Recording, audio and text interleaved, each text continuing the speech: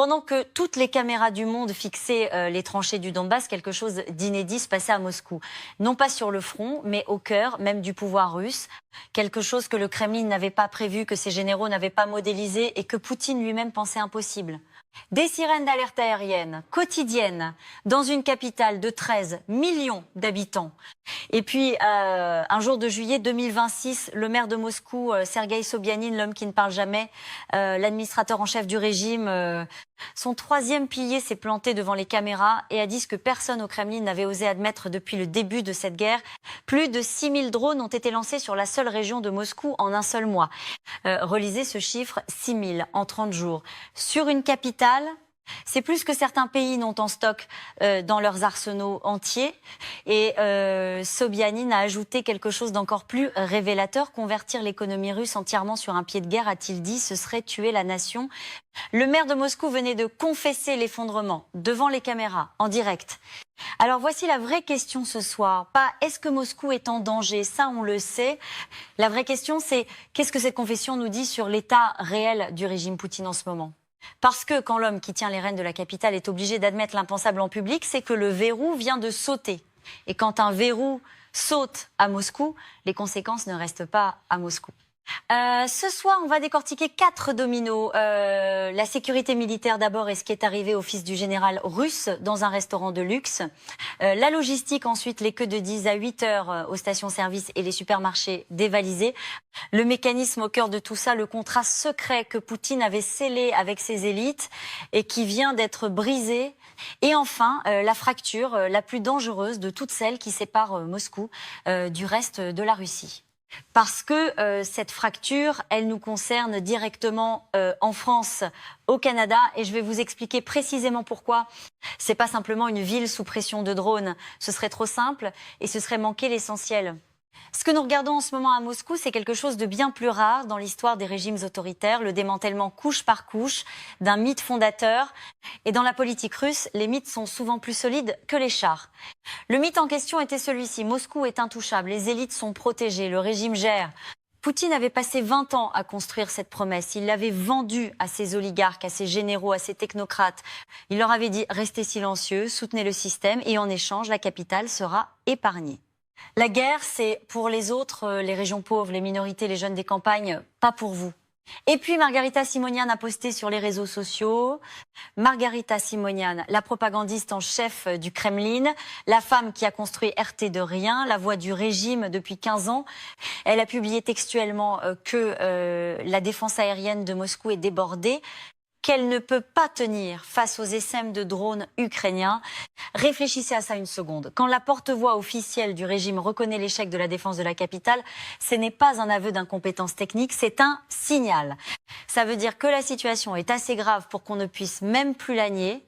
Alors ce soir, on va voir comment tout ça tient ensemble et comment ça s'effondre, secteur par secteur, domino par domino. Commençons par le premier domino, la sécurité militaire.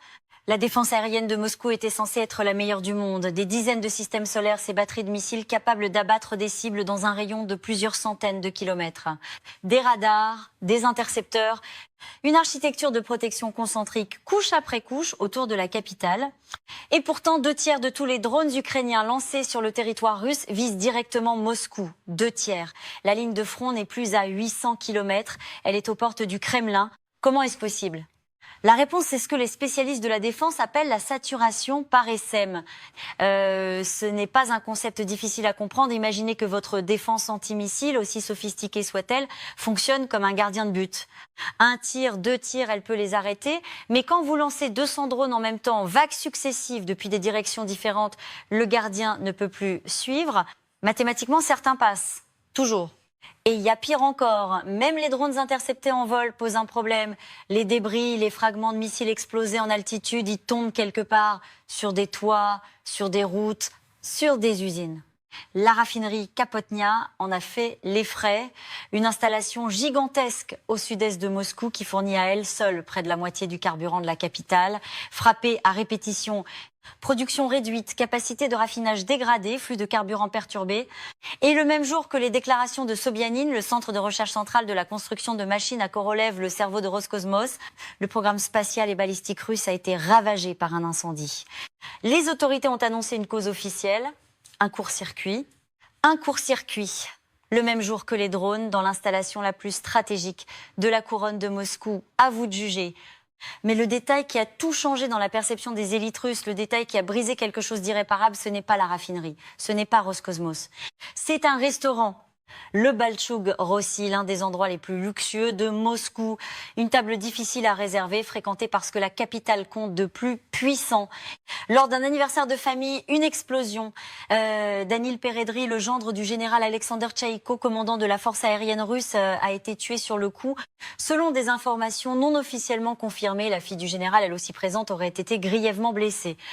L'architecte de la supériorité aérienne russe, l'homme qui planifie les frappes de missiles sur l'Ukraine, sa famille a son propre anniversaire à Moscou dans un des restaurants les plus surveillés de la ville.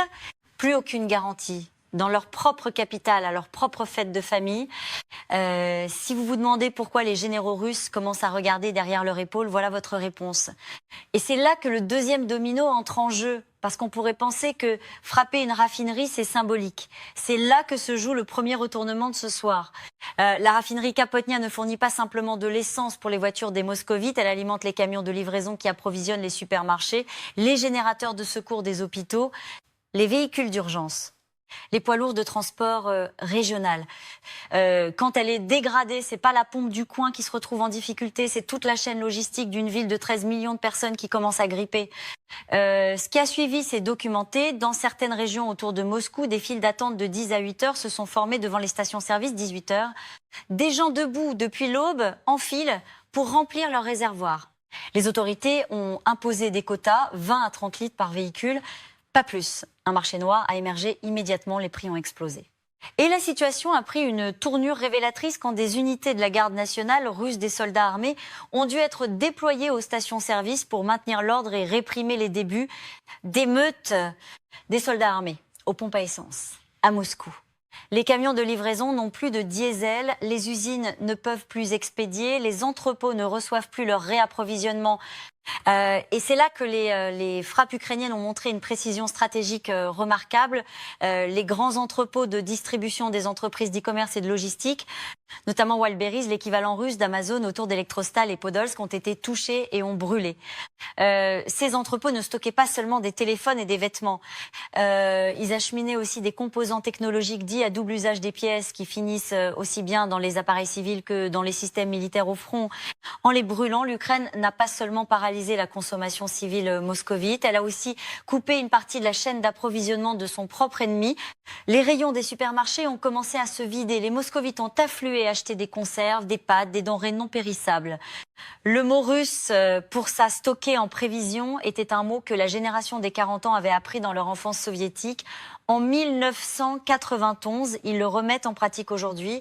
Et voici le détail le plus lourd de sang, celui que les économistes du Kremlin ne peuvent pas encore dire tout haut. Tout ce choc logistique est arrivé pendant la saison agricole. Les tracteurs, les moissonneuses-batteuses, les camions de récolte, tout ce qui fait tourner les champs russes a besoin de diesel. Un diesel en pénurie, rationné, vendu sur le marché noir. Ce que ça signifie pour l'hiver 2026 à 2027, aucun ministre n'ose encore le calculer publiquement. Mais les agriculteurs russes, eux, le savent déjà. Voilà pour les symptômes. Maintenant, parlons du mécanisme parce que c'est là que tout devient vraiment intéressant et vraiment préoccupant. Poutine n'a jamais eu besoin de promettre à ses élites de gagner la guerre. C'était pas ça le contrat. Ces oligarques, ces technocrates, ces généraux, ils ne lui demandaient pas la victoire. Ils lui demandaient une chose, une seule, que la guerre reste loin d'eux. C'était le deal fondateur du poutinisme, un accord invisible, jamais écrit, jamais prononcé, mais compris de tous. Votre silence politique en échange de votre sécurité personnelle. Le sang coule en Sibérie, en Bouriatie, dans le Caucase, dans les régions pauvres que personne ne regarde. Mais Moscou, ses quartiers chics, ses restaurants, ses gratte-ciel de verre, Moscou reste dans une bulle, séparé de la guerre par une barrière invisible d'argent, de pouvoir et de répression. Ce contrat était le ciment du régime, pas la foi en Poutine, pas le nationalisme. Le ciment, c'était la certitude que les élites avaient un avantage que le reste du pays n'avait pas, l'immunité géographique. Les drones ukrainiens ont fait sauter ce ciment. L'image la plus révélatrice de cette rupture ne vient pas des incendies de raffinerie, elle vient des tours de verre de Moscow City. 20 gratte-ciel, le quartier d'affaires le plus moderne de la capitale, des milliers d'employés de l'élite financière et technologique russe. Un jour de juillet, les alarmes ont retenti. Les ascenseurs ont été coupés pour des raisons de sécurité. Des milliers de personnes se sont déversées dans les escaliers d'urgence, dans le chaos, certaines en panique. Des cadres de l'élite moscovite, descendant 30 étages à pied, fuyant une alarme drone. Cette scène a été filmée, elle a circulé. Et elle a fait comprendre à tout Moscou quelque chose que les bulletins officiels ne pouvaient plus masquer. L'espace aérien au-dessus de la capitale n'est pas sûr. Et il ne peut pas l'être. Pas face à des milliers de drones par mois. Parce que la saturation a une propriété mathématique implacable. On ne peut pas tenir le ciel indéfiniment face à la masse. Vous pouvez abattre 100 drones, 200, 500, et quand le 600e passe, il suffit d'un seul pour toucher la bonne cible. L'Ukraine a compris ça. Et elle a construit sa stratégie en conséquence. Le résultat psychologique est d'une brutalité rare. Les moscovites privilégiés, ceux qui vivaient dans la bulle du régime café, shopping, restaurant, ils goûtent aujourd'hui la même anxiété que les habitants de Belgorod, de Bryansk, d'Ikouovsk.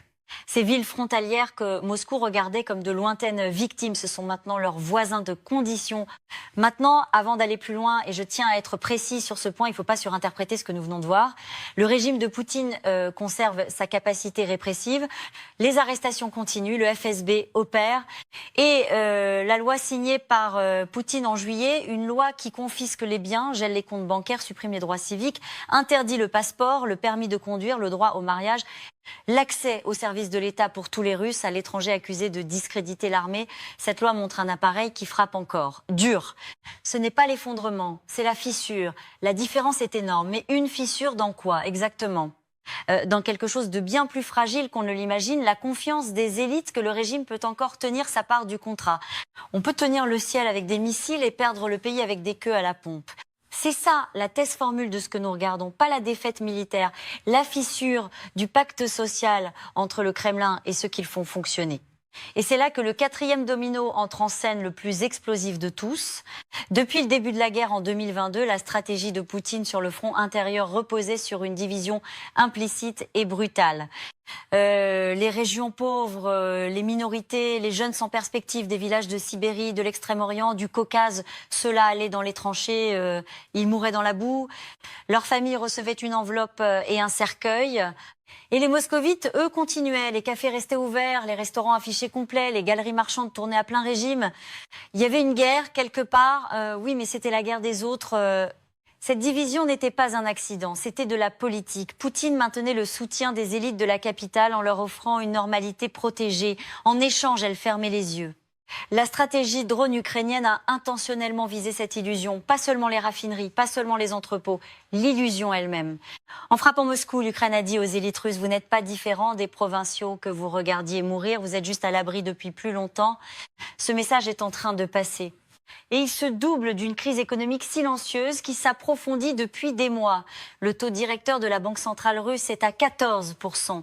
14%. C'est le signal d'une économie surchauffée, d'une inflation qui ronge les salaires bien au-delà des chiffres officiels. Le fonds souverain russe, les réserves accumulées pendant les années de pétrole cher fond. Le déficit budgétaire atteint des niveaux que les planificateurs eux-mêmes qualifient de périlleux en privé. Presque tout ce qui devrait aller à l'éducation, à la santé, aux infrastructures civiles est aspiré par le gouffre de la guerre. Les commerces de luxe de Moscou ferment les uns après les autres, remplacés par des vitrines vides ou par des marques locales qui peinent à exister. Les restaurateurs témoignent discrètement d'une pénurie de fournisseurs, d'une main-d'œuvre épuisée par les conscriptions successives, de charges d'importation qui rendent les produits étrangers inabordables. Et quand des membres du Parlement à la fibre belliciste proposent la mobilisation économique totale, contrôle des prix par l'État, allocation mandatoire des ressources, subordination de tout le secteur civil à l'effort de guerre Sobyanin, réagit comme un homme qui a peur. Pas peur des Ukrainiens, peur de ce qu'il a déjà vu dans sa propre mémoire. Parce que ce qu'il décrit, file d'attente, marché noir, inflation, pénurie, ce sont les images de 1991. Les images que tout Russe de plus de 40 ans a gravées quelque part dans sa mémoire d'enfance, l'épargne effacée en une nuit. les magasins vides, la monnaie qui vaut plus rien. Il y a un détail supplémentaire dans tout ça que la couverture pressée n'a pas pris le temps de lire. Dans l'ombre de la crise sécuritaire, Poutine a signé une loi que beaucoup de juristes qualifient de rupture constitutionnelle sans précédent depuis l'ère soviétique. Cette loi autorise l'État à confisquer immédiatement la totalité des biens immobiliers et des actifs de tout citoyen russe se trouvant à l'étranger et accusé sans procès, sans verdict, par simple désignation administrative de discréditer les forces armées ou d'être lié à des organisations dites indésirables, leurs véhicules radiés, leurs comptes bancaires gelés en quelques secondes, leurs passeports suspendus. Leur droit au mariage, à un acte notarié, au renouvellement de permis de conduire supprimé, une mort civile et digitale complète déclenchée par signature. Ce texte ne vise pas des ennemis de l'État armé. Il vise des médecins, des ingénieurs, des professeurs, des entrepreneurs qui ont quitté la Russie depuis 2022 parce qu'ils refusaient de participer à cette guerre. Des centaines de milliers de personnes. Et leur crime n'est pas d'avoir agi, c'est d'avoir dit ou d'être soupçonné d'avoir pensé que la guerre était une erreur. Quand un État commence à déposséder ses propres citoyens par décret, sans juge, sans appel, sur la seule base d'une désignation administrative, ce n'est plus un État de droit qui lutte contre ses ennemis. C'est un régime qui a perdu les outils normaux de la gouvernance. Il ne peut plus convaincre, il ne peut plus négocier, il peut seulement confisquer. Et l'idée que la Russie de 2026 soit en train de rejouer ces images-là, pas à cause d'une erreur économique, mais à cause d'une guerre choisie, voulue, ordonnée depuis le Kremlin, creuse un fossé de légitimité que la répression seule ne peut pas combler. L'histoire russe a un schéma, on le voit depuis 1905. En janvier 1905, des travailleurs en colère marchaient vers le palais d'hiver pour remettre une pétition au tsar pacifique. Désarmés, l'armée les a abattus. Ce qu'on appelle le dimanche sanglant n'a pas renversé le régime immédiatement. Mais il a brisé quelque chose d'irréparable, la croyance que le tsar protégeait son peuple. 12 ans plus tard, cette croyance était la seule chose qui tenait encore l'Empire debout. Quand elle a disparu, l'Empire est tombé en quelques jours.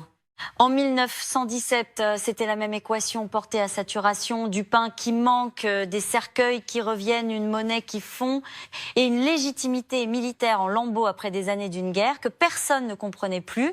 Ce n'est pas une prophétie. L'histoire ne se répète pas mécaniquement. Poutine n'est pas le Tsar Nicolas. La Russie de 2026 n'est pas l'empire tsariste. La machine répressive du FSB est incomparablement plus efficace que l'Okhrana d'autrefois. Mais le schéma résonne, et ce qui résonne le plus fort, c'est ceci. Dans les deux cas, le régime est tombé non pas quand la pression extérieure est devenue insupportable, mais quand les élites ont calculé que le coût de rester était devenu plus élevé que le coût de partir. Sobyanin, devant les caméras, c'est peu être ça, un technocrate qui regarde dans l'abîme, qui fait le calcul et qui commence à dire à voix haute ce que beaucoup pensent en silence. Souvenez-vous du hook d'ouverture, le maire de Moscou contraint de confesser l'effondrement. Revenez-y maintenant depuis l'autre côté de tout ce qu'on vient de voir. Ce n'est plus un détail administratif. C'est un signal politique. Et dans un système comme celui de Poutine, les signaux politiques ne se font pas entendre en public, sauf quand on ne peut plus les taire. Mais qu'est-ce que tout cela signifie concrètement pour nous en France, au Canada ? Commençons par l'économie parce que c'est là que le lien est le plus direct. La raffinerie Kapotnia brûle. Les exportations de pétrole russe sont déjà sous sanctions partielles avec des effets sur les marchés mondiaux de l'énergie. Chaque perturbation de la logistique pétrolière russe envoie des ondes de choc sur les cours internationaux. La France n'est pas aussi exposée que l'Allemagne était au gaz russe, mais elle n'est pas imperméable.